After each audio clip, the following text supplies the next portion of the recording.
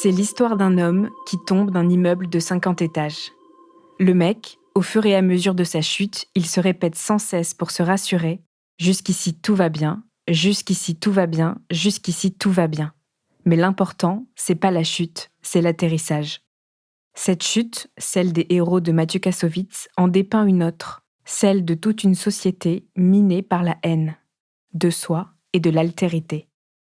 Valentine aussi se répète « Jusqu'ici tout va bien » lors de son histoire avec Amine. À elle, la haine semble étrangère. C'est au contraire l'amour qui la mènera à un douloureux atterrissage. Attention, cet épisode aborde des sujets sensibles. Pour en savoir plus, reportez-vous au texte de description de l'épisode. Vous écoutez Transfert, épisode 288, un témoignage recueilli par Lola Berthet.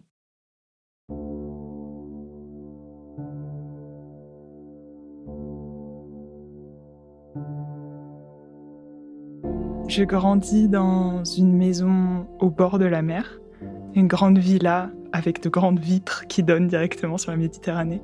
Pour aller au lycée, par exemple, je dois marcher 45 minutes jusqu'à l'arrêt de bus. Et après, il y a 1 heure de bus pour aller jusqu'à la ville la plus proche et aller au lycée. Donc très peu d'accès à tout ce qui va être infrastructure culturelle. Je suis une très bonne élève en classe. Et mes parents me disent que Sciences Po, c'est l'établissement qui va pouvoir m'ouvrir toutes les portes. Donc je travaille encore plus dur et je suis acceptée à Sciences Po Paris à la rentrée 2016. À l'automne 2017, j'ai 18 ans, j'ai obtenu mon bac et je me rends à Sciences Po Paris, la branche délocalisée franco-allemande à Nancy. Donc Nancy, malgré sa taille humaine, pour moi, c'est une métropole, c'est gigantesque. Il y a beaucoup de vie, beaucoup de mouvements, et je suis très impressionnée. Le fait d'arriver à Nancy, c'est aussi d'avoir mon premier chez moi. C'est une bulle qui m'appartient, un espace auquel j'ai jamais eu accès auparavant, étant fille d'une famille nombreuse. Très vite, dans les premières semaines où j'arrive à Nancy, on sort dans un bar avec des copines et on rencontre un groupe de garçons, dont un avec lequel je reste en contact. Et donc, je tombe très, très amoureuse.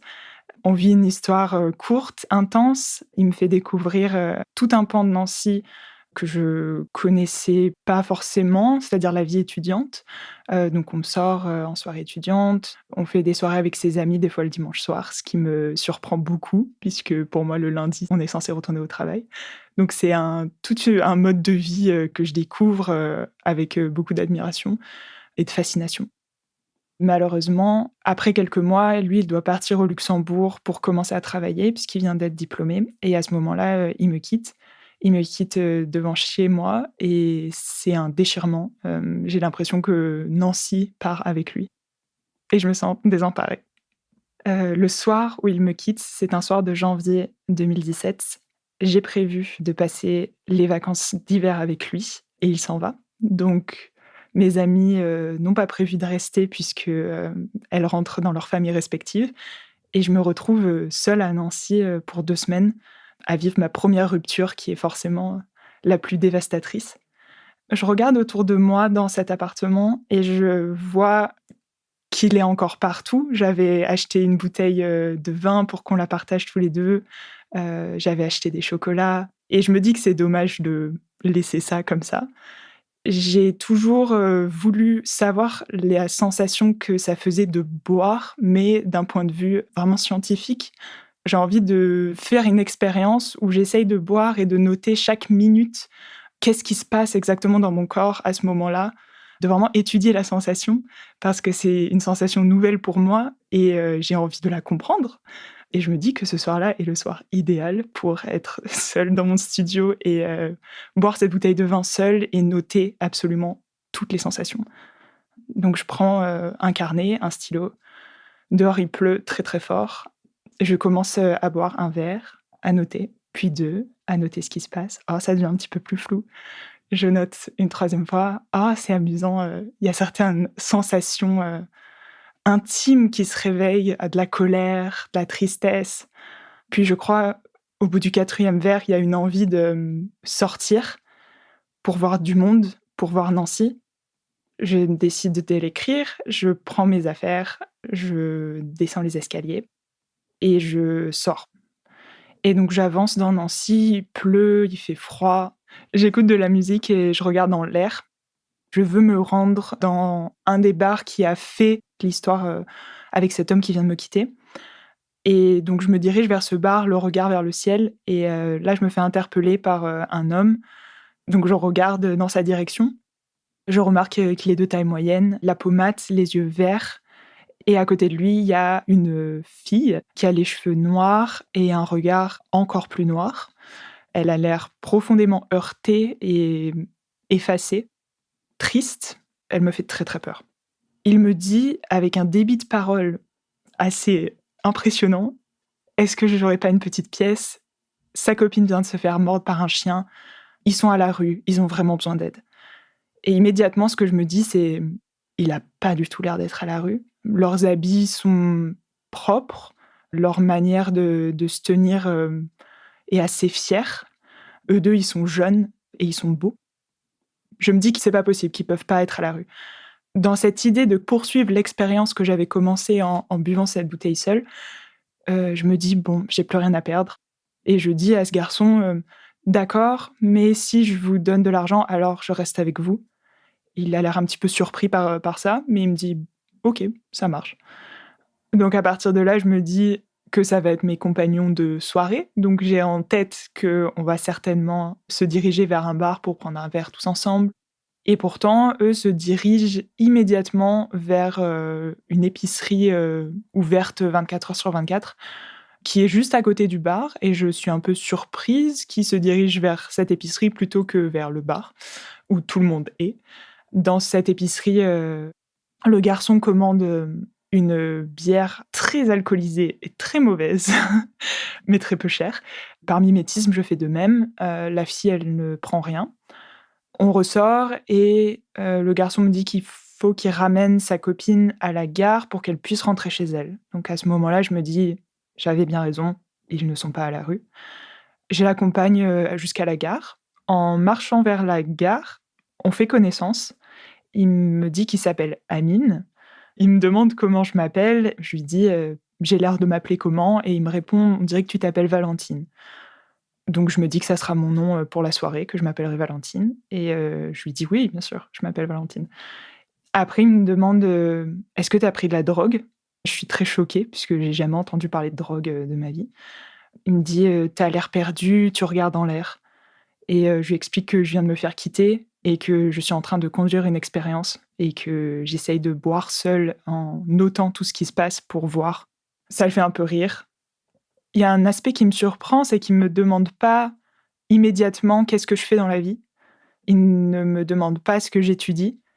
Il pose des questions, très centrées sur le présent, sur, comment je me sens maintenant et ça, c'est vraiment rafraîchissant pour moi et on continue de marcher vers la gare pour ramener sa copine.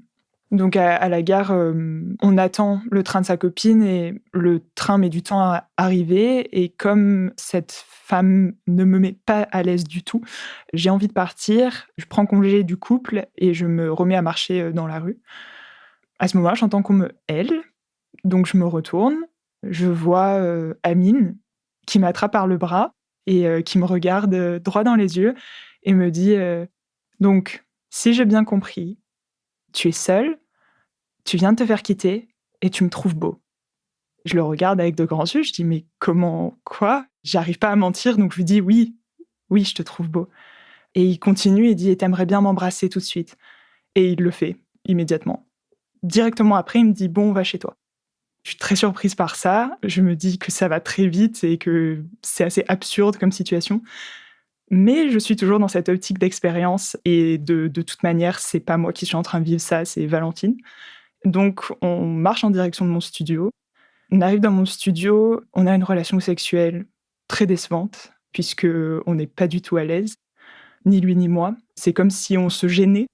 Nos coudes se rentrent, dans les côtes. Il y a des sourires, gênés. C'est pas agréable. Quand il termine, il vient s'asseoir, en face de mon lit et il me dit, «Tu es seulement la troisième femme avec laquelle j'ai une relation sexuelle». Et je suis surprise puisque j'ai vu qu'il est bien plus âgé que moi. Il me dit qu'il a 26 ans Et donc je dis: «C'est surprenant à 26 ans, d'avoir eu si peu de relations sexuelles, ou c'est pas commun?» Il me dit: «C'est parce que je sors de prison». J'ai des yeux ronds et ça me surprend sans me surprendre. Je me dis: «Ça va avec le reste de l'histoire, ça va avec le reste de l'expérience que je suis en train de vivre». Avant de partir, il me demande, mon numéro de téléphone, donc je l'écris sur un petit bout de papier avec, le prénom Valentine au-dessus et il s'en va.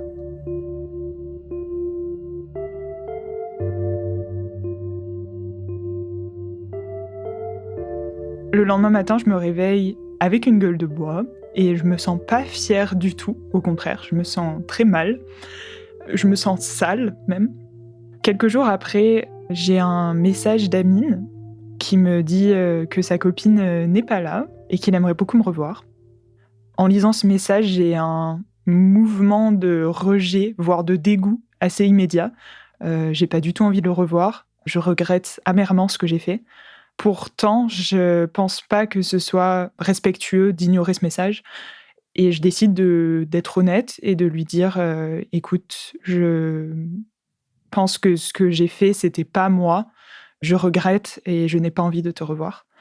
Il me répond immédiatement qu'il est désolé, que c'était pas lui non plus, qu'il avait pas aimé ce qui s'était passé et qu'il aimerait beaucoup me voir pour en parler, si, je ressens le besoin d'en parler et qu'il sera là pour, m'écouter et discuter sans qu'il y ait aucune obligation de contact physique.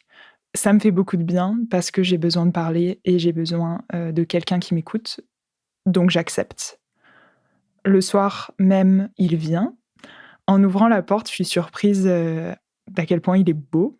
C'est quelque chose qui me frappe beaucoup plus que la première fois et ça me déstabilise.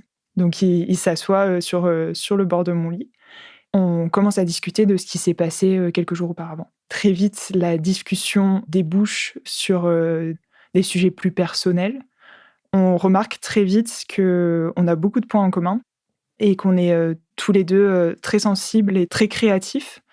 Il m'explique qu'il a jamais lu de livre et qu'il est jamais allé à l'école et qu'il a jamais pu bâtir sa pensée en s'aidant de celle des autres et il voit en moi une personne sage avec beaucoup de connaissances et moi je vois en lui, quelqu'un de fascinant et de très différent de la majorité des personnes que j'ai l'habitude de côtoyer, notamment à Sciences Po.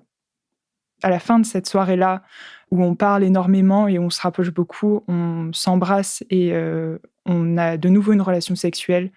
Avant que ça se passe, il me demande: «Est-ce que tu es sûre? Est-ce que tu en as envie?» Je ne veux absolument pas te forcer et j'en ai très envie, donc ça se passe et ça se passe de manière à l'opposé de la première fois, où c'est quelque chose, qui est beaucoup plus dans le partage, qui est, beaucoup plus, touchant et agréable.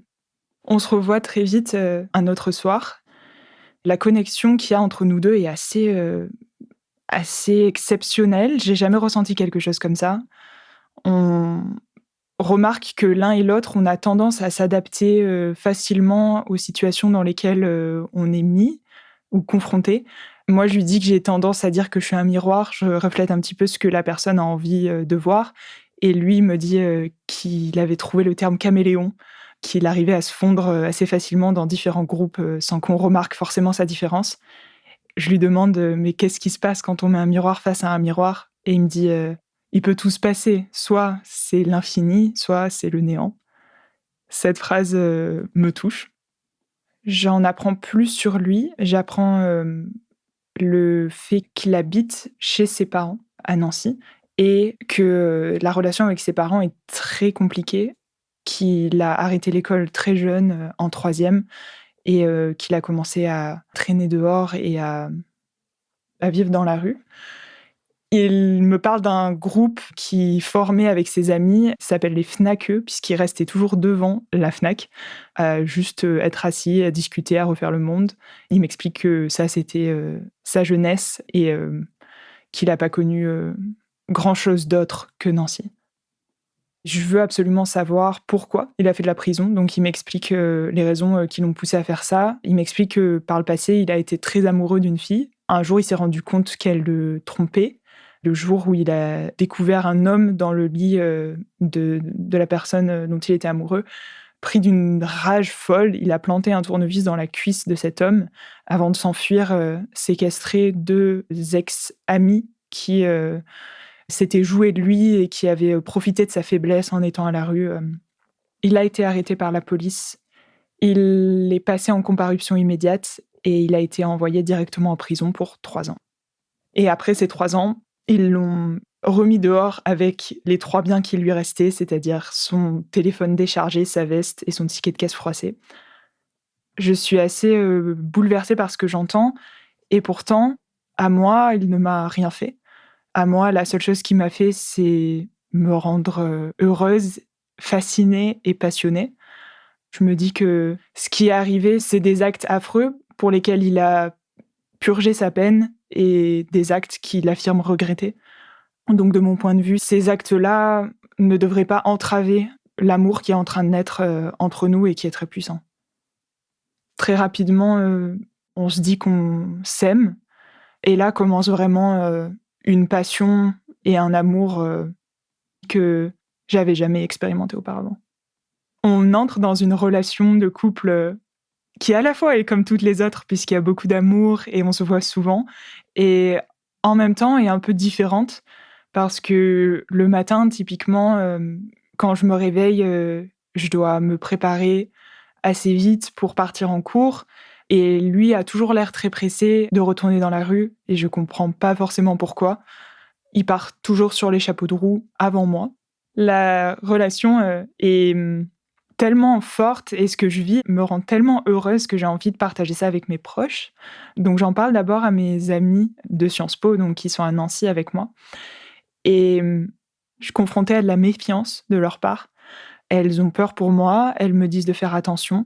Je comprends pas pourquoi elles disent ça, parce que, il me rend heureuse comme jamais personne ne m'a rendue heureuse.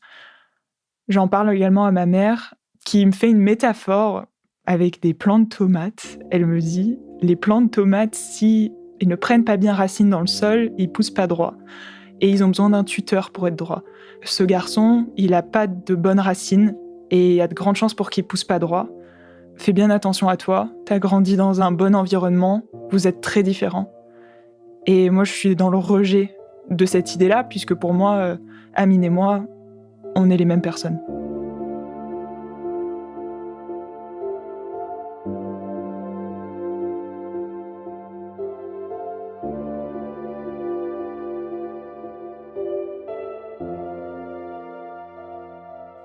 De plus en plus, Amine est distant.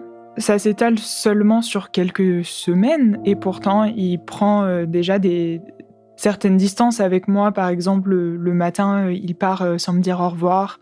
Il répond de moins en moins à mes messages ou de moins en moins vite et je comprends pas pourquoi puisque, on est quand même, en train de vivre quelque chose d'assez intense et je suis assez convaincue sur le fait que c'est intense pour lui également. Jusqu'à ce que, au bout d'un moment, ils me disent que, ça doit s'arrêter. On ne peut plus continuer à de se voir. Donc je suis très surprise par cette annonce. Ça me rend très triste, j'essaye de comprendre, mais il me dit simplement qu'on est à des moments de vie qui sont irréconciliables et qu'il n'est pas une bonne personne pour moi. À partir de ce moment-là, j'entends plus parler d'Amine. C'est les vacances d'été 2017.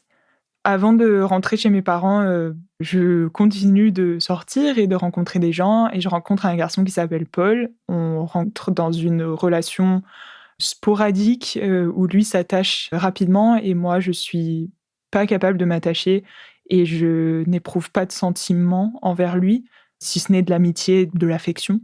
En septembre, je retourne à Sciences Po pour ma seconde année. J'ai arrêté de fréquenter Paul puisque, ça menait à rien. Un soir, je marche dans la rue pour, retrouver, des amis. Je sais pas pourquoi, je me dis que ça serait plus sympa de passer par la place Stanislas, qui est une place emblématique de Nancy et que j'affectionne beaucoup. Donc je passe par la place et en m'engageant sur la rue Stanislas, j'entends qu'on me hèle. Je me retourne et je tombe nez à nez avec Amine qui lui tombe à genoux en étant au bord des larmes et me disant qu'il m'a cherché partout, qu'il a passé l'été à retourner Nancy pour me retrouver et qu'il est tellement heureux, de me voir là, ce soir par hasard. J'en reviens pas. Je l'avais naturellement pas oublié, mais j'avais accepté le fait qu'il ne reviendrait pas. Je lui demande pourquoi il m'a pas recontacté, s'il avait tant envie de me revoir. Il m'explique que, comme il est à la rue, il a souvent des téléphones volés ou des cartes SIM, explosées. Il a perdu sa carte SIM, donc il a dû changer de numéro. En changeant de numéro, il a perdu mon contact et il pouvait pas me recontacter par téléphone.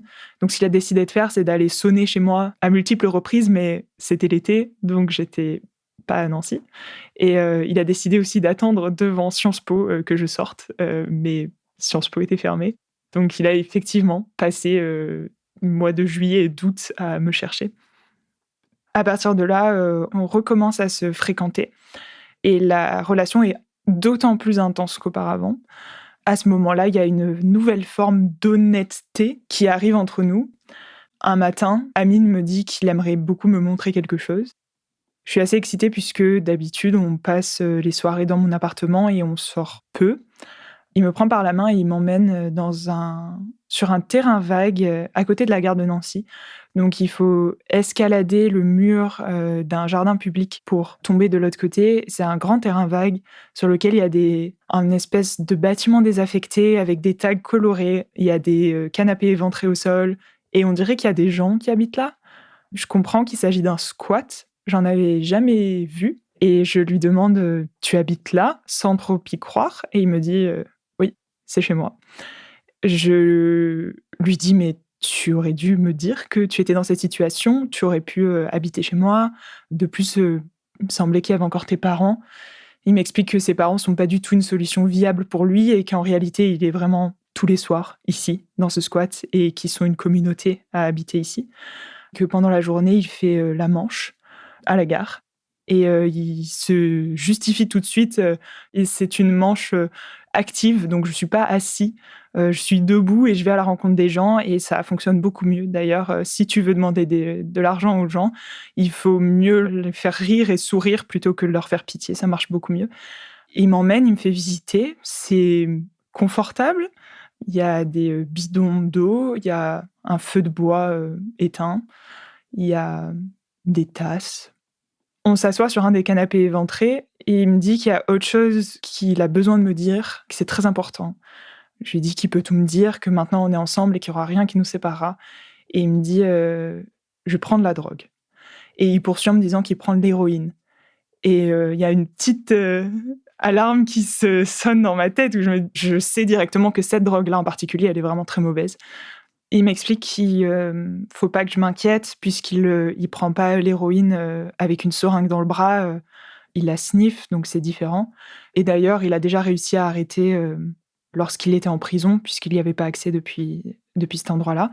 Et malheureusement, depuis qu'il est retourné dans la vie civile, il est retombé dedans. Il m'apprend également que c'est à cause de sa copine, cette fille avec qui il était le premier soir, qui me faisait très peur, qu'il est retombé là-dedans. Je demande plus d'informations au sujet de cette fille. Au cours de l'été où il m'a cherchée, il a aussi entrepris de la quitter et qu'elle a très mal réagi en tentant de se suicider. Il me la présente sous un autre jour. Il m'explique qu'elle était folle, qu'elle était manipulatrice, dangereuse, qu'il a bien fait de se retirer de son emprise et que maintenant il est avec moi et que tout va bien se passer. Quand il me parle de l'héroïne, je comprends les raisons pour lesquelles il se devait partir si tôt le matin. Je lui demande si ça avait quelque chose à voir avec sa prise de drogue et il me confirme qu'effectivement, le matin, quand il se réveillait, il était en manque et il devait partir vite. C'est aussi la raison pour laquelle il a décidé de mettre un terme à notre relation la première fois. Il pensait pas que je méritais quelqu'un qui soit aux prises d'une telle addiction et qui voulait me protéger. Et il me dit Je suis étonnée que tu n'aies pas compris que j'allais revenir.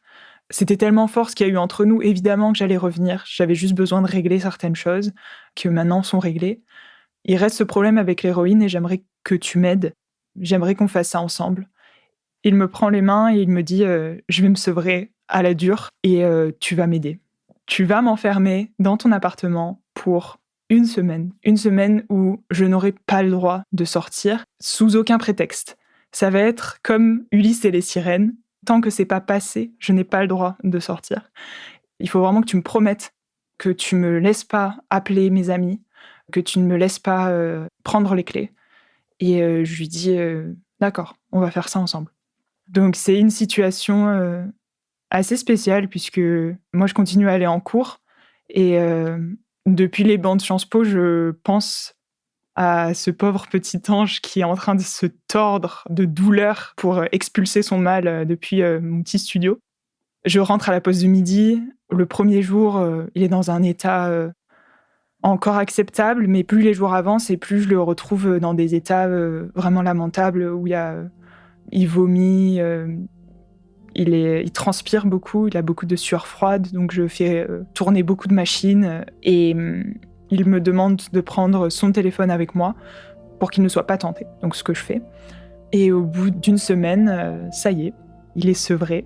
Il recommence à prendre des couleurs, il recommence à manger, à pouvoir se tenir debout. Et là, je me dis qu'on a réussi, quelque chose de grand, tous les 2.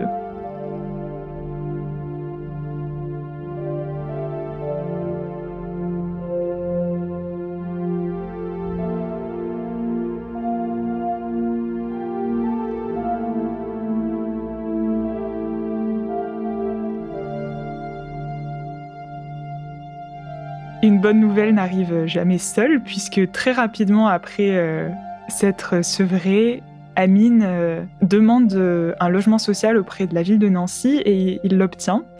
Il rentre un soir, tout joyeux, en sautillant, plein d'énergie, et je lui demande ce qu'il y a et il me dit, «Ça y est, j'ai un studio rien qu'à moi». Il m'explique tout ce qu'il veut faire là-bas. Il m'explique qu'il veut, acheter, des coussins super confortables pour faire, quelque chose de super cosy, qu'il veut mettre des petites lampes, qu'il veut se mettre à la peinture également, qu'il a déjà, acheté du thé et qu'on va pouvoir boire de la tisane, dans son studio. Donc je suis ravie, je l'aide à s'installer, on va faire les courses, pour remplir son frigo ensemble. Il achète, que des produits bio, il veut faire, toutes les recettes du monde. Il est très excité, très joyeux de ce nouveau chapitre-là. On arrive devant le foyer et il me dit, «Sois pas surprise par les cris». On monte les escaliers, on s'installe et on a un repas de roi ce soir-là. Il me fait découvrir, les kakis. On en mange, en regardant par la fenêtre les lumières de Nancy, et le soir, on dort sur son lit une place, mais qui nous paraît, le plus confortable du monde. Et effectivement, pendant la nuit, je suis réveillée par des cris d'hommes, en haut. Je me serre contre Amine et je lui demande d'où proviennent ces cris et il me dit que c'est des hommes en manque. Le plan d'Amine, ça serait de reprendre ses études. Il a envie de devenir, psychologue. Il pense que c'est sa vocation et moi, je suis tout à fait d'accord avec ça. Je pense que ça lui va très bien. Il me dit que pour ça, il va falloir, qu'il soit accepté dans une université, mais qu'il sait pas trop comment s'y prendre. Je lui explique que, déjà, il va falloir repasser son bac en candidat libre. Moi, je me sens tout à fait prête à l'aider, mais il me semble encore plus évident pour lui de commencer à gagner un peu d'argent, et donc il faudrait qu'il ait un petit job, sur le côté. Donc je mets, toute mon énergie à faire son CV, écrire des lettres de motivation, envoyer à des petits jobs par-ci par-là où je pense qu'il peut y avoir une, opportunité. Au bout de quelques semaines, je reçois une réponse positive. Il passe un entretien à la suite duquel il est pris. Donc il a un petit travail de recruteur de donateurs. Ces gens, qui sont dans la rue et qui demandent, des donations pour des associations. Je trouve que ce métier lui va ravir puisque il a ça dans la peau. Il est très fort, pour, parler aux gens, amadouer les gens. C'est un petit peu comme faire la manche. Ça se passe très bien. Il est ami avec ses collègues. J'ai l'impression de vivre un rêve avec, ce garçon exceptionnel, que j'ai réussi à sauver d'un destin beaucoup plus sombre. Notre histoire d'amour est toujours aussi intense. On fait d'ailleurs des projets, pour, potentiellement emménager ensemble, et on est vraiment, très, très heureux. Amine et moi, on est très complices. On passe beaucoup de temps ensemble. J'aime beaucoup l'emmener dans des endroits où je sais qu'il a jamais mis les pieds. Mon restaurant préféré à Nancy, il est lové tout contre la place Stanislas. Il y a de très belles lumières, et ça donne, sur un jardin qui est vraiment, somptueux, et j'emmène, Amine manger un risotto aux cuisses de grenouille. Il est très heureux, mais il est aussi très embarrassé et il m'explique que la seule occasion pour laquelle il a mis les pieds sur cette terrasse, c'était pour, voler les sacs, des dames, et très rapidement après, il dit, qu'il a honte d'avoir fait ça, mais qu'il avait pas le choix et qu'aujourd'hui il est vraiment comblé de pouvoir être ici, en tant que client. De son côté, il me fait découvrir, certains aspects, de la vie de voleur qu'il a eue par le passé. Il m'explique la manière dont il remplissait des sacs entiers de courses et qu'il passait le portique sans payer. Il m'explique qu'il court très vite. C'est un échange entre deux mondes qui se rencontrent peu. Et c'est un échange que je trouve très fructueux. Plus je fréquente Amine et plus le quotidien à Sciences Po est pénible parce que j'ai l'impression qu'on réfléchit à des sujets qui nous dépassent en oubliant de connecter avec les personnes qui sont véritablement actrices de cette réalité-là. Ça me fait de la peine de discuter de grandes théories politiques, de comment on peut diminuer la pauvreté sans vraiment aller au contact de la pauvreté et d'aller voir les gens dehors. Et je commence par penser que c'est Amine qui a la vérité, que c'est Amine et ses amis qui sont dans la rue, qui vivent Nancy intensément, réellement, qui ont une véritable idée de ce que c'est vivre et une opinion qui devrait être prise en compte bien plus. Un soir, on est chez moi et je rentre d'un cours de théorie politique qui m'a assez intéressée, donc j'ai envie de partager ça avec Amine et je lui explique un petit peu les tenants et les aboutissants du cours. Et je vois que son expression, elle est assez fermée et qu'il n'est pas à l'aise du tout avec ces sujets-là. Et au bout d'un moment, il lâche ça comme ça, il me dit Tu soutiens le président, c'est ça? Je le regarde, je lui dis Bah non, je vois pas pourquoi tu dis ça, ça n'a rien à voir. Et le ton monte assez vite. Je vois qu'il est complètement réfractaire à l'idée de discuter de politique. Et moi, j'ai une opinion un peu plus nuancée où je pense que la politique peut avoir des répercussions concrètes sur la société si c'est conduit d'une manière intelligente. Amine ne veut pas du tout entendre ce genre de discours-là. Pour lui, la politique, c'est quelque chose qui est corrompu et qui peut pas être autrement. Je comprends pas pourquoi, mais ça l'énerve très fort, au point où il prend ses affaires, il claque la porte et il dit genre pas ici ce soir. Juste une heure après, je reçois un message d'Amine qui me dit retrouve-moi place Stanislas. Je le retrouve place Stanislas et il dit désolé d'avoir réagi comme ça, c'était beaucoup trop violent, c'était beaucoup trop agressif. C'est juste que la vie qu'on a, nous, ici, elle est tellement pas prise en compte par ces personnes-là, de ce monde politique-là, que ça m'énerve et ça me rend fou d'imaginer que tu pourrais faire partie de ce monde un jour. Par exemple, regarde la manière dont tu regardes la place Stanislas, t'en es amoureuse, tu la trouves trop belle. Bah, ils mettent des feuilles d'or dans des portails et ils sont pas capables d'aider mes copains. Et là, la place Stanislas, déjà, elle change aussi. Je me dis, c'est vrai, il a pas tort quand même.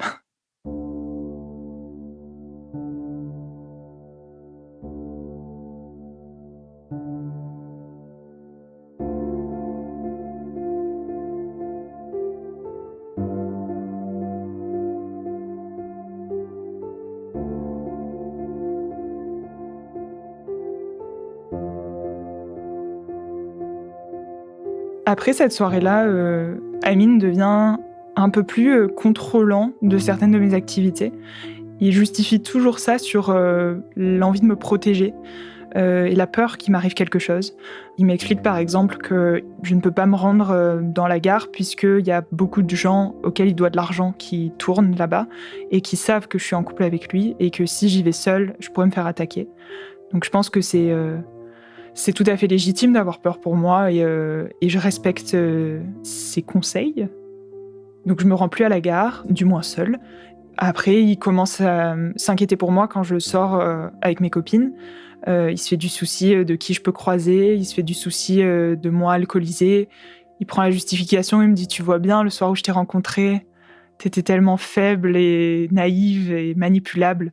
Imagine, ça t'arrive avec quelqu'un qui te veut du mal. » Et je me dis qu'il a pas tort, j'essaie de faire attention, mais je veux pas arrêter de voir mes copines, donc je commence à lui mentir.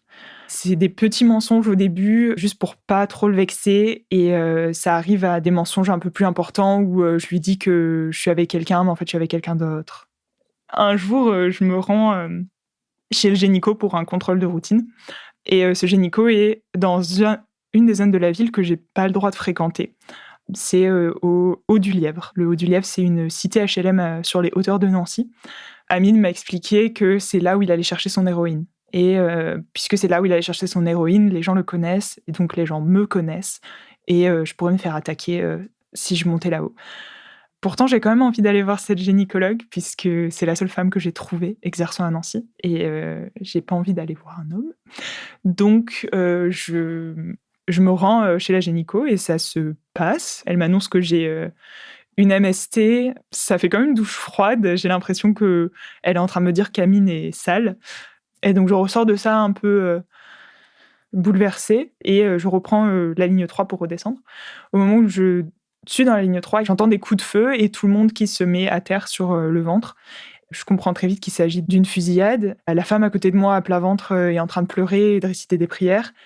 Le chauffeur de bus, décide de continuer à conduire malgré les ordres de ne pas le faire qui sont prononcés dans son talkie-walkie. On arrive jusque dans le centre-ville de Nancy. Il ouvre les portes et tout le monde sort en courant. Moi, je suis sous le choc, je tremble, j'appelle, Amine, c'est mon premier réflexe et je lui dis, «Il s'est passé quelque chose, j'ai eu très peur, est-ce que tu peux venir?» Il était en train de travailler, il s'arrête et il vient directement me voir. Il se fait du souci, il me dit: «Qu'est-ce qui se passe? Où est-ce que tu étais?» Donc je suis contrainte de lui dire que j'étais au du Lièvre, ce qui le met immédiatement très en colère. Une colère qui est vite calmée par le fait que au moins je suis là et ça va. Mais il prend vraiment ça en me disant: «Tu vois, je t'avais dit, il faut pas aller dans les endroits comme ça. Quand je te donne des conseils, c'est que j'ai raison, c'est pour te protéger». Après ça, je lui annonce, pour, la MST également et ça réveille en lui une peur que je le trompe. Une peur que j'ai vu quelqu'un d'autre puisque lui ne l'a pas cette MST et donc il pense que je suis allée voir ailleurs, ce qui est totalement faux. On arrive, quand même à arrondir les angles et à se dire que ça va, mais qu'il faut vraiment être honnête, l'un envers l'autre.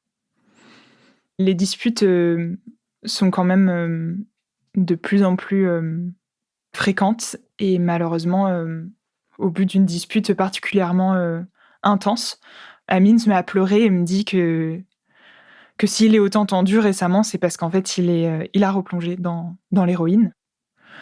Je suis d'un côté un peu surprise et triste, mais de l'autre côté, enfin, je savais que c'est vraiment une drogue compliquée, dans laquelle on se sort pas du premier coup. Donc je me dis: «Bon, bah, c'est, un challenge de plus, mais on va y arriver».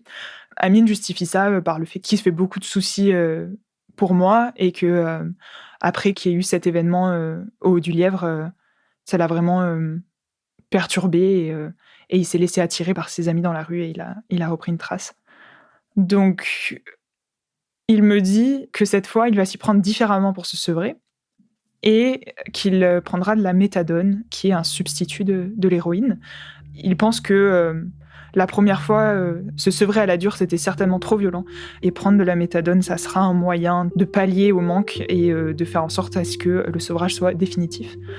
En plus, je vois que c'est concret parce qu'il prend contact, avec la maison des addictions à Nancy et il commence à être suivi par, une psychologue.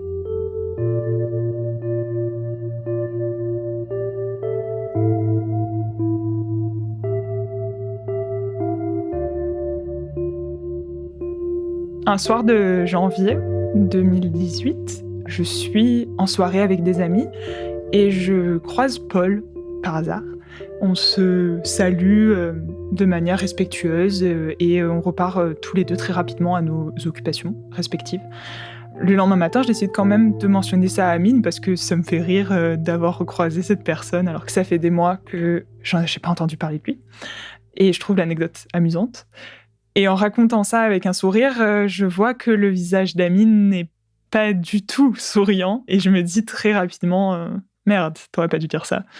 Effectivement, Amine le prend très mal et me dit: «J'espère que tu lui as dit que tu étais avec moi maintenant et que tu étais très amoureuse et que maintenant il y avait plus aucun moyen pour lui de, retenter quoi que ce soit avec toi». Et ça me paraît un petit peu tiré par les cheveux, de mon point de vue de dire ça, et donc je confronte un petit peu Amine en lui disant, «J'ai pas besoin de lui dire ça, on s'en fiche, enfin ça le regarde pas, et ça regarde que nous». Il a beaucoup de mal à accepter. Il me dit: «Je veux que tout le monde sache que tu es avec moi. Je veux pas, que tu revoies des gens que tu as vus par le passé et qui pensent que tu es ouverte à la relation avec eux». Et on n'est pas du tout d'accord là-dessus. On se dispute et finalement il dit que puisque c'est comme ça, il me quitte. Il prend ses affaires et il s'en va. C'est absolument disproportionné comme réaction. Donc je comprends pas, mais ce que je comprends, c'est qu'il est bel et bien en train de me quitter. Donc j'ai, des flashbacks de ma première rupture où, la personne m'a quittée devant chez moi et est jamais revenue. Dans mes sanglots, j'entends qu'on toque à la porte. J'ouvre et je vois le visage d'Amine qui est désolé. Et il me dit, je pouvais pas partir. Je t'entendais pleurer et je peux pas. Je veux rester avec toi. Je comprends qu'il vient d'ouvrir la porte à ce qu'il y ait de nouveau des ruptures ou des menaces de rupture fréquentes et que notre relation risque de prendre un tournant différent. Je suis quand même très heureuse qu'Amine soit revenu. Il me prend dans ses bras et il m'allonge dans le lit. Il me couvre de baisers et il me dit on va trouver un compromis. Et il me dit dans ce cas-là, on peut aller à la soirée avec mes collègues ce soir. On est déterminés à quand même passer une bonne soirée le samedi soir, surtout que c'est une des rares fois où il y a un des collègues d'Amine qui a invité tout le monde. Juste avant de partir, je vois d'un coin de l'œil que Amine est en train de boire la moitié de son flacon de méthadone et je me sens rassurée puisque je sais qu'il continue ce traitement-là. Quand on arrive dans l'appart, c'est un appart qui fait face sur la place du marché à Nancy. Donc c'est une très belle vue, c'est un très bel appart bien décoré. C'est super agréable d'être là. Les collègues d'Amine sont en train de boire et de manger. L'ambiance est très bonne, il y a de la musique. Très vite, Amine me présente, est ravie de me présenter comme sa copine. Ses amis insistent pour que Amine boive. J'ai pas forcément envie qu'il boive beaucoup, mais la justification d'un de ses amis, c'est que maintenant il a tout et il a réussi. Il a un appart, un job, une meuf. Il n'y a plus de soucis à se faire pour lui. Il a le droit de profiter son samedi soir comme tous les membres de la société. Du coup, il a le droit de boire. C'est vraiment une soirée très joyeuse. Je ne remarque pas que la plupart des gens au compte-gouttes quittent l'appartement. Il ne reste que le meilleur ami d'Amine et nous deux. On se dit que ce serait une bonne idée de continuer en boîte. Donc, on se prépare et je descends les escaliers en déjà pensant à la soirée en boîte qu'on va faire, que ça va être amusant, que ça va être sympa. Et au moment que je passe le pas de la porte, je sens que mon souffle est coupé parce que quelqu'un me tient la gorge. Je regarde la main et je vois que c'est Amine qui est en train de m'étrangler. J'essaye de crier, mais je n'y arrive pas. Il me relâche au sol. Je suis sonnée et il se met à hurler que je l'ai poussé, que je suis encore amoureuse de Paul, que j'ai fait quelque chose d'horrible, que je suis une traîtresse. Il m'insulte de tous les noms possibles. Je comprends que je suis en danger. En me relevant, je vois qu'il y a le meilleur ami d'Amine qui vient de voir la scène. J'imagine qu'il va s'interposer, mais il ne le fait pas. Donc je sais que je dois fuir. Je pars en courant sans trop savoir dans quelle direction je vais. Je tombe sur un couple et en pleurant, j'arrive à leur expliquer que mon copain m'a étranglée et que j'ai besoin d'aide. La fille prend ma détresse très au sérieux et me dit que je peux rester avec eux et que ça va aller. Le couple décide de me quitter, mais avant de me quitter, la fille me glisse son numéro de téléphone dans la main. Je me dis que le meilleur ami d'Amine va prendre la situation au sérieux et va me ramener chez lui le temps qu'Amine se calme. Mais il me dit on va quand même aller en boîte et Amine nous rejoindra quand il se sera calmé. La première chose que je fais en arrivant dans la boîte, c'est de fondre vers les toilettes et de fermer à clé et de pleurer. Je comprends pas où je suis. J'ai l'impression que je suis pas dans mon corps. Au bout d'un moment, je me dis qu'il faut que je retrouve Amine. Il faut que je le retrouve et il faut que je lui explique ce qui vient de se passer. Je sais que j'arriverai à le calmer. Et j'ai la conviction profonde que je vais pouvoir réussir à éclaircir ce malentendu. Je ressors de la boîte. J'avais pas de réseau dans cet endroit-là, donc j'avais pas pu recevoir ni message ni appel. En retournant dans la rue, je reçois tous les messages et les appels que j'ai reçus de la part d'Amine. Donc il y a 20 appels manqués, des dizaines de messages qui sont entre insultes et laisse-moi rentrer, je veux récupérer mes affaires, je veux plus entendre parler de toi. J'arrive à l'appeler, à lui dire j'arrive. Et il me dit je marche déjà vers toi. Donc on est tous les deux en train de marcher en direction l'un de l'autre. On se retrouve place des Vosges. Il est toujours complètement absent de son corps. Il n'est pas là. C'est comme s'il y avait un voile devant ses yeux et il hurle et il déblatère des insultes. Il me plaque contre le mur et il me coupe une nouvelle fois la respiration avec son avant-bras. Il y a un homme qui passe par là, qui voit la scène et qui essaye de prendre ma défense. Et Amine est tellement véhément et tellement empli de haine que l'homme se fait pipi dessus. Et je me dis que on va pas m'aider. Je vais devoir me débrouiller toute seule. Il insiste pour aller chercher ses affaires chez moi. Et devant la porte de mon appartement, il me frappe au visage, je tombe au sol.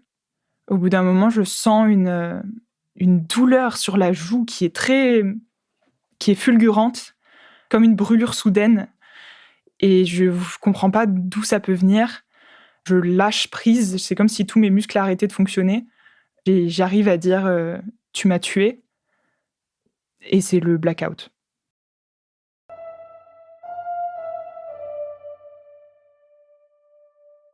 Les sirènes des policiers me font réémerger. Et je vois que les policiers ont menotté Amine. Amine qui a arrêté de crier et qui a arrêté de pleurer. Il se tourne vers moi et il me demande Mademoiselle, est-ce qu'il vous a frappé? Je suis pas capable de répondre. Je me mets juste à pleurer. Amine chuchote mon prénom de manière désespérée. En montant dans la voiture du policier, il demande au policier est-ce que je peux lui faire un bisou? Et le policier dit j'espère que tu te moques de moi. Il hurle qu'il m'aime et je réponds que je l'aime aussi. Je me réveille le lendemain matin à l'hôpital. Je suis surprise d'être là, c'est pas un endroit familier pour moi. J'ai une perfusion dans le bras, je sais pas ce que ça veut dire, je comprends pas grand-chose. J'ai l'impression que la nuit précédente ne s'est pas vraiment passée. J'ai juste une douleur monstrueuse à la mâchoire. Je suis pas du tout en mesure de comprendre d'où ça vient. Je demande à aller aux toilettes. Un infirmier me dit de prendre la perfusion et de m'y rendre. Donc je me rends aux toilettes et je vois un miroir. Je découvre des bleus monstrueux sur les mâchoires des deux côtés et des coulées de sang dans le cou, les marques des mains d'Amine dans mon cou.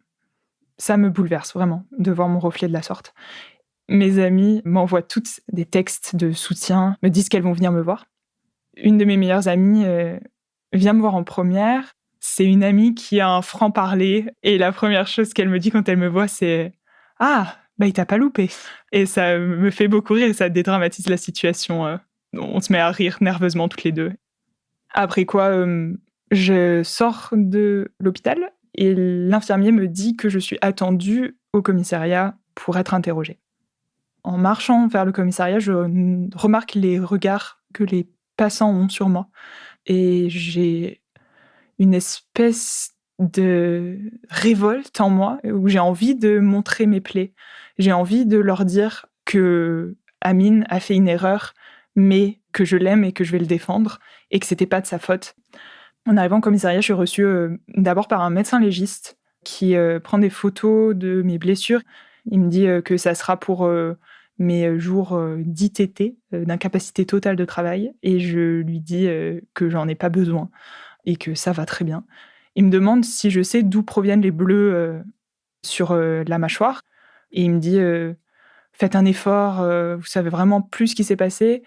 Je lui explique que non, vraiment, je ne sais pas. Et il me dit, de mon point de vue, ça ressemble à des coups de poing. Ça me fait quelque chose puisque c'est ridicule, mais je me dis que les claques, c'est moins violent que des coups de poing, et des coups de poing, c'est quand même assez conséquent. Je me rends dans le bureau du commissaire et il reformule un petit peu mes dires d'une certaine manière. Il écrit un texte. Il a tendance à amplifier tous mes mots. Donc quand je dis qu'il a crié, il va dire qu'il a hurlé. Quand je dis qu'il m'a bousculé, il dit qu'il m'a frappé.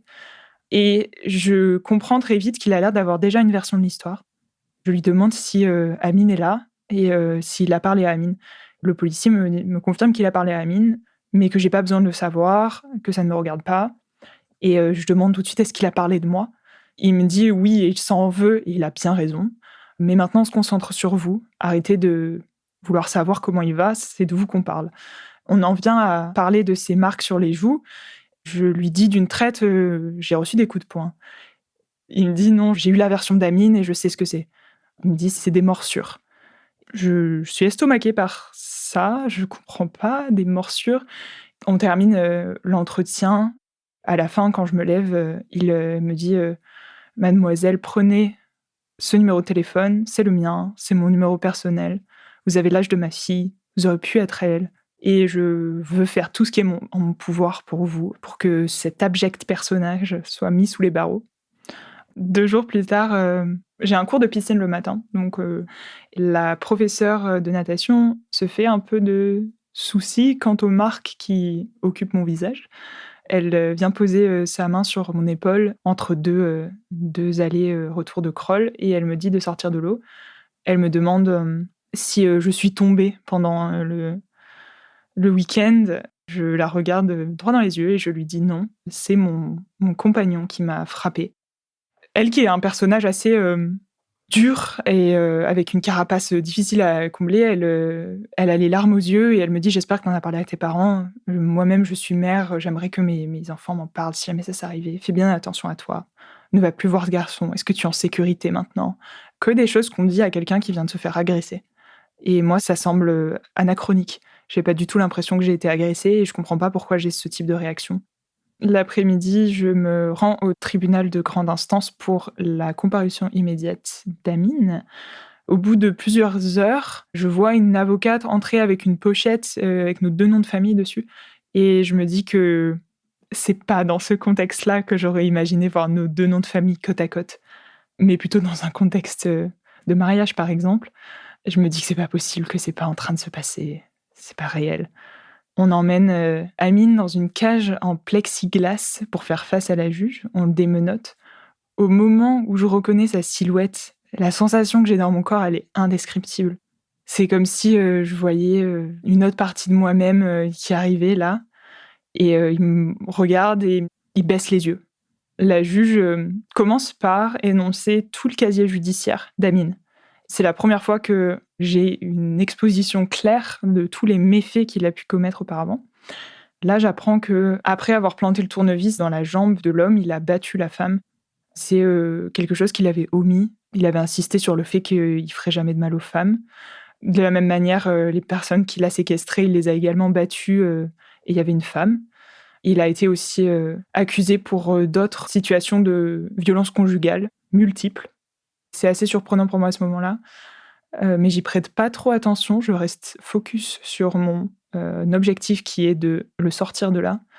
Amine, tombe à genoux devant la juge et lui demande, de l'enfermer sur le champ parce que ce qu'il a commis, c'est impardonnable. Il n'arrive pas à me regarder parce qu'il a trop honte de ce qu'il a fait, qu'il mérite d'être enfermé pendant au moins 10 ans. Donc j'arrive à la barre, elle me pose des questions sur ce qui s'est passé.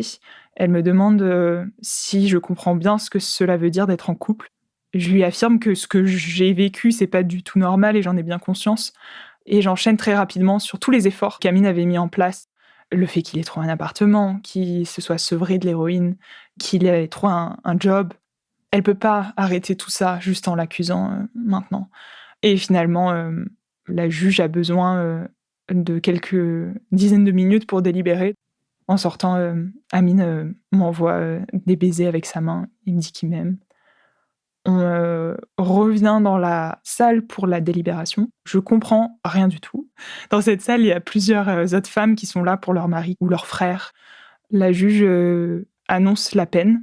Elle dit 3 ans. Je sais pas ce que ça veut dire, je comprends pas dans quel contexte. J'imagine qu'il doit repartir en prison 3 ans, donc je commence à pleurer. Mais une des femmes met, sa main sur ma cuisse et me dit: «Tu le verras ce soir». Quelques heures plus tard, ça sonne chez moi. C'est Amine qui est là, qui, tombe en pleurs dans mes bras et m'explique, qu'il est vraiment désolé d'avoir fait ça, que ça ne se reproduira plus jamais et il me donne enfin, des justifications sur, pourquoi ça s'est passé. Il me dit, qu'en ayant mélangé la méthadone et l'alcool, ça a été un cocktail, toxique, qui, lui a fait avoir des hallucinations. Il me confondait avec son ex-copine, celle qui a été manipulatrice avec lui. Je suis dans un méli-mélo d'émotions. J'arrive pas du tout à mettre au clair, ce que je ressens. Je suis à la fois heureuse de le voir, mais de l'autre côté, je suis consciente que ce qu'il a fait est grave et ça va être très compliqué de le justifier de quelconque manière auprès de mes proches. Quelques jours plus tard, je dois, me rendre à un rendez-vous avec une psychiatre. Ça fait partie, de la procédure, qui, m'a été assignée. Je m'attends à ce qu'elle me dise qu'il faut absolument que je m'éloigne de cette personne toxique, mais elle a un discours tout autre. Elle me dit, effectivement, mélanger la méthadone et l'alcool, c'est nocif et problématique et ça peut déclencher, des hallucinations. Elle ajoute que je suis dans une situation où j'ai pleinement conscience de ce que je suis en train de vivre et des tenants et des aboutissants de ce qui est en train de se passer et que le jour où je voudrais vraiment m'en sortir, je le ferai, mais que ce jour-là n'était pas arrivé. Le soir même, je rentre chez moi et je vois Amine. On reprend notre relation. La période qui suit est assez complexe. Il y a toujours, des disputes entre nous, dont une fois où pour éviter de me frapper, il tape dans le mur. C'est une période, compliquée aussi puisque mes parents apprennent, la situation. Je parviens à les convaincre de ne pas venir à Nancy et je rentre dans une espèce de schizophrénie entre le choix rationnel qui serait d'arrêter de le voir et la réalité qui est que je continue de le voir, malgré nos disputes. Amine, suite à son accusation, a perdu, son emploi, ce qui lui fait très rapidement perdre son logement et dans la foulée, je me rends compte, qu'il a replongé dans l'héroïne. Tous ces événements, s'enchaînent sans que j'ai vraiment, un point d'accroche précis sur ce qui est en train de se passer. Je suis consciente qu'il faudrait que je parte. D'ailleurs, j'essaye de le faire, en écrivant multiples lettres de rupture que parfois je lui donne, parfois je garde pour moi. Dans tous les cas, je finis toujours par, retomber dans ses bras. J'ai cette perspective de partir à Berlin à l'été, 2018, pour, poursuivre mes études et je sais que de toute manière, si je ne parviens pas à me séparer de lui, la distance le fera.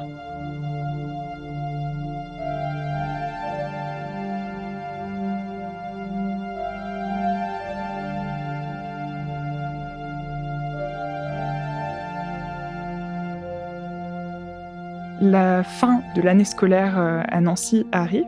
Je, redescends dans le sud, chez mes parents. Il y a, quelques mois d'été à passer avant d'emménager à Berlin, où l'année scolaire, commence plus tard. Durant, cet été-là, j'ai besoin de renouveau tout en m'accrochant au passé. Donc, je fais des actions un peu, qui essayent de me faire, repartir à zéro, comme par exemple, me raser la tête. Au final, malgré mes tentatives de tout laver, je reprends toujours contact avec Amine. On décide de se voir à Lyon. On se retrouve là-bas, on n'a pas vraiment de plan sur, où est-ce qu'on va habiter ni ce qu'on va faire. On passe les 2 premiers jours, en couchsurfing, donc en dormant chez des gens gratuitement. Très vite, Amine me fait comprendre que ça ne lui convient pas et qu'il préférait être seul avec moi. On dort une première nuit dans la rue. À la suite de ça, il me dit, que ça serait quand même bien qu'on prenne de la drogue ensemble pour se rapprocher. Donc, on prend, une grande quantité d'amphétamine en pleine journée et le soir même, on dort, à côté d'une zone de travaux près de la gare, Pardieu. Le matin, je me réveille, il y a des ouvriers qui sont en train d'attendre qu'on déloge pour, continuer à travailler. Ils ont l'air, désolés. Il y en a un d'entre eux qui me tend un paquet de cigarettes en me disant que c'est pour nous aider, Amine et moi. J'ai envie de lui dire que je vais très bien et que je suis étudiante et que j'ai une maison et une sécurité financière. Après ce voyage à Lyon, je rentre chez moi, la redescente, d'amphétamine est très violente et très compliquée. J'arrive à Berlin en octobre 2018 et c'est un nouveau monde, un nouveau pays, de nouvelles personnes. Je me fais, des amis et ça me fait beaucoup de bien puisqu'ils connaissent pas, mon passé nancéen. Puis je suis considérée, différemment et dans ces, sorties étudiantes berlinoises, je rencontre, de nouvelles personnes, de nouveaux hommes notamment et je reprends une vie, sexuelle et amoureuse avec, des personnes qui ne sont pas Amine. Ça me fait réaliser à quel point, il y avait certaines dynamiques qui étaient assez problématiques. Par exemple, il y a un garçon que je fréquente, à Berlin et un soir je sors avec des amis et par mécanisme, je décide de lui mentir. Il finit par, se rendre compte que je lui ai menti et il est simplement surpris. Il ne comprend pas et il ne m'en veut absolument pas. ça me laisse bouche bée. Je commence à prendre de la distance par rapport à cette relation avec Amine. J'ai des séances de psy avec une psychologue que j'ai commencé à voir à Nancy. Au fur et à mesure, elle commence à vraiment bien me connaître et à connaître également Amine. Et elle me dit: «Écoute, je vais te dire quelque chose, ça fait plusieurs semaines que j'y songe et de tout ce que tu m'as dit sur Amine, je pense qu'on peut lui diagnostiquer un trouble de la personnalité paranoïaque». Quand elle me dit ça, il y a un peu une réalisation, où je revis l'histoire que j'ai vécue avec Amine, au travers du prisme de ce diagnostic. Je comprends aussi, certaines des hallucinations dont il s'est plaint et je me rends compte, subitement que cet homme que je pensais être, mon semblable est en réalité, une personnalité, malade. Je décide de lui en parler par message, parce qu'on est toujours, en contact de manière assez sporadique. Amine m'annonce qu'il a pris conscience de ce trouble et qu'il a été effectivement diagnostiqué de son côté aussi, et qu'il va rentrer en cure, pour, complètement arrêter, l'héroïne et être suivi pour ses troubles. Il s'excuse, de tout le mal qu'il m'a causé une nouvelle fois. Là, c'est le silence radio pendant un mois. De mon point de vue, maintenant qu'il y a eu ce soin, qui prend aussi des médicaments antipsychotiques et qu'il y a eu une cure, vraiment médicalisée, et encadrée, il y a peut-être moyen, de recommencer sur des bases nouvelles et il vient, me voir à Berlin. Il arrive à Berlin, dans l'hiver, 2018. On fait les marchés de Noël ensemble, c'est très agréable et pendant quelques jours, j'ai l'illusion que tout est comme avant, qu'il a été soigné et qu'il y a un espoir pour, reprendre une relation, saine.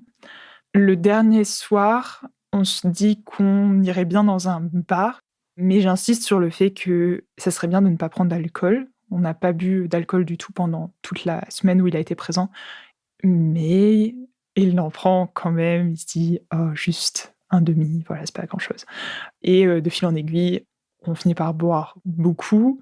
On rencontre, 2 Français avec qui on s'entend très bien.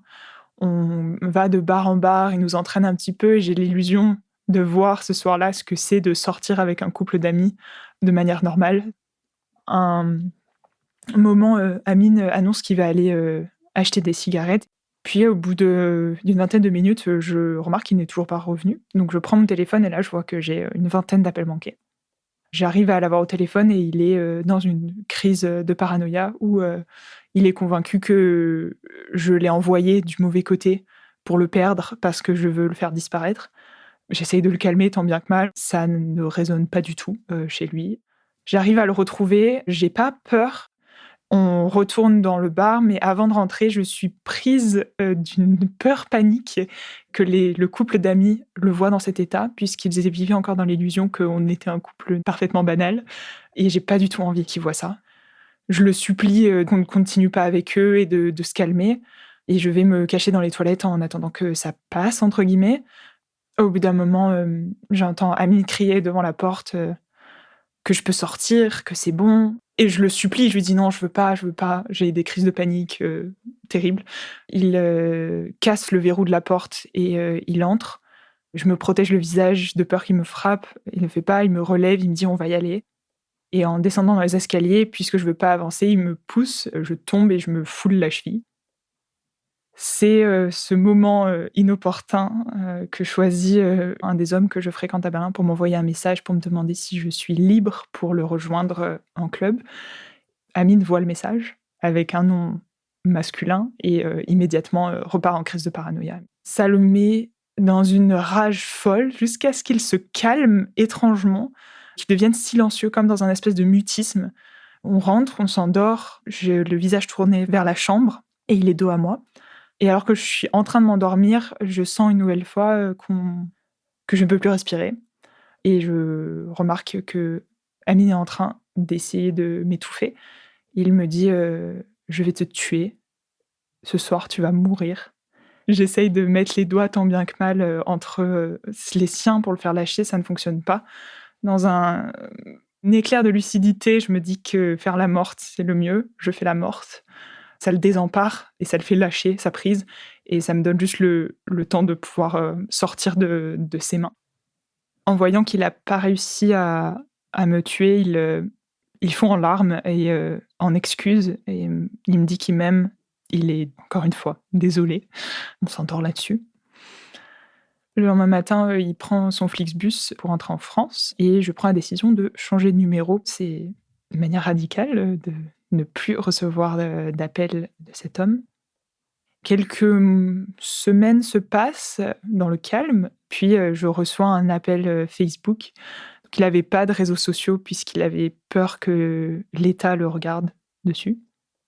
Il m'appelle en visio, je décroche, je le vois, avec, un garrot serré très fort au niveau du bras et une seringue pleine. Il me dit que c'est une dose mortelle d'héroïne et qu'il va se l'injecter dans les veines devant moi et qu'il a laissé une lettre, à la police disant que c'est moi qui l'ai tué.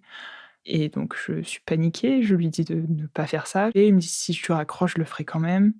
Je dis: «Qu'est-ce que ça peut être un moyen pour moi d'éviter que tu fasses ça?» Et il dit: «Viens me voir à Nancy tout de suite». Je me rends à Nancy, j'ai beaucoup de distance par rapport à la situation et lui, il est, dans un état psychologique, vraiment détérioré. Je réalise pleinement qu'il est fou, que c'est un malade, mental et que je dois faire en sorte de lui donner ce qu'il veut pour pouvoir m'échapper, à la fin de ces quelques jours à Nancy. Il a un moment de lucidité où, il me dit: «Je sais que tu penses que je suis fou et je sais que tu as raison, mais s'il te plaît, donne-le-moi, juste quelques jours et après, je te jure, je te laisse tranquille». Donc pendant ces quelques jours, je joue un peu le jeu où on retourne dans nos endroits favoris, mais c'est différent, c'est vraiment différent. Le personnage d'Amine est intrinsèquement lié à Nancy et puisque je ne suis plus là, il reste là-bas. Les jours, passent assez vite et finalement je parviens à «m'échapper» entre guillemets, à prendre le train, que je devais prendre. En montant dans le train, j'attends de voir sa silhouette qui disparaît pour, me mettre à changer de réseaux sociaux. Donc 2 ans après notre rencontre, c'est, la dernière fois que je le vois.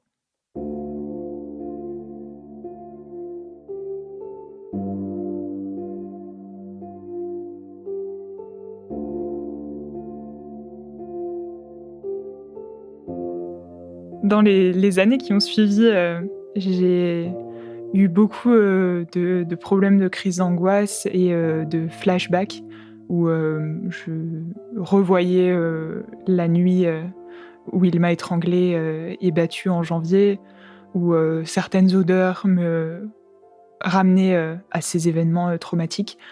Aujourd'hui encore, je ne peux pas supporter qu'on coupe ma respiration de quelconque manière, que ce soit. Les éclats de voix très forts déclenchent, quasiment systématiquement des crises d'angoisse. Et j'ai mis beaucoup de temps à me reconstruire, mais j'y suis parvenue. Au bout, d'1 an, j'ai rencontré, mon compagnon, actuel avec qui, je me suis, fiancée. C'est une relation, très saine, très stable. Ça a été, compliqué pour moi, dans les premiers moments à accepter le silence et l'ennui parce que, j'ai, pensé que l'amour allait avec, les éclats de voix et les montagnes russes émotionnelles et j'ai découvert que dans la stabilité, il y a aussi, toute une part d'ennui et de calme où il faut, faire face à soi-même. La différence, avec Amine et ma relation actuelle, c'est qu'avec Amine, on avait envie de se voir l'un dans l'autre et de se fondre l'un dans l'autre pour ne former qu'un. Là où, j'ai appris, dans les relations saines à considérer, l'autre dans toutes ses différences et dans toutes les différences qu'il représente, dans l'altérité plus que dans la fusion et maintenant, ouais, je suis dans une dynamique, beaucoup plus d'équipe que d'union, éternelle, et inconditionnelle.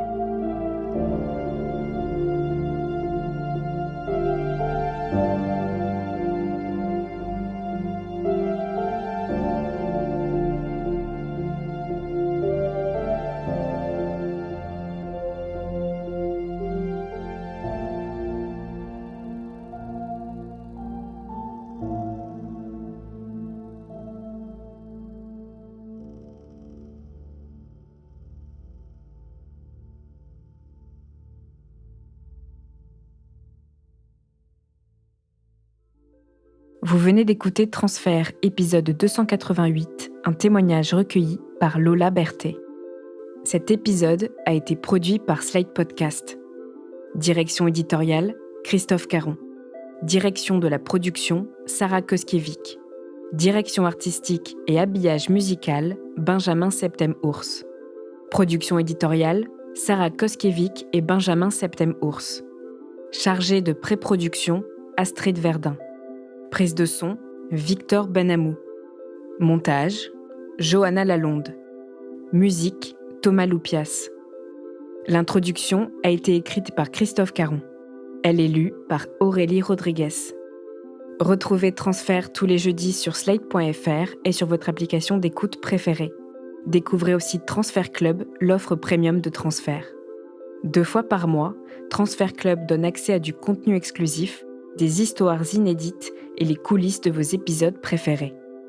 Pour vous abonner, rendez-vous sur slate.fr/transfertclub. Pour proposer une histoire, vous pouvez nous envoyer un mail à l'adresse transfert@slate.fr.